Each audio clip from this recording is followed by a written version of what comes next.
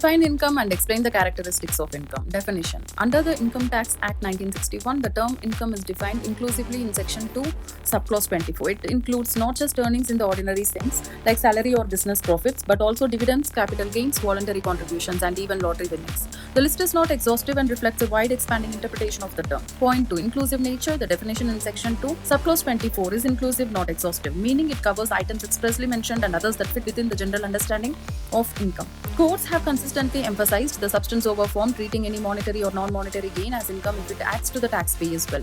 Point 3. Regular and recurring nature. Although most types of income are periodical or recurring, even non-recurring gains like lottery winnings or gifts under certain conditions are treated as income. However, mere capital receipts like loan or capital contributions are not regarded as income unless specified by the law. Point 4. Monetary or non-monetary receipt. Income may be in cash or kind. For example, perquisites provided to employees like rent-free accommodation are taxable. Income need not always be received in cash. It may even be constructively received or accrued to the assessee. Point 5. Legal vs. illegal income. Income from illegal sources is also taxable. The Act does not differentiate between lawful and unlawful earnings. Thus, income from smuggling, bribery, or other illegal means is assessed and taxed just like any legal income, although the source may be under scrutiny. Point 6. Form of receipt not relevant. The form in which income is received, lump sum or installments, as a loan later written off, or through transactions between related parties, does not affect its taxability. What matters is the nature of the receipt and whether it increases the taxpayer's wealth.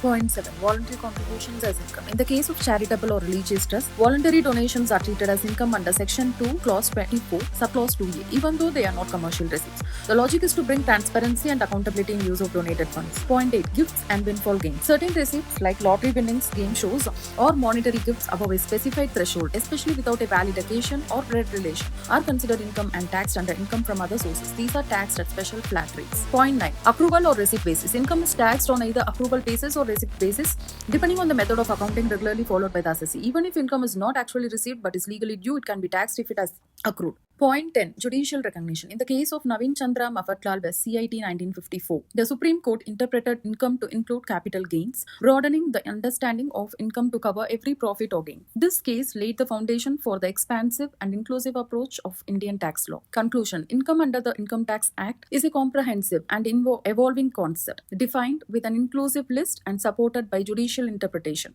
It covers both regular and irregular receipts in money or kind, and from legal or illegal sources. The broad definition ensures maximum tax coverage, leaving little room for manipulation or avoidance.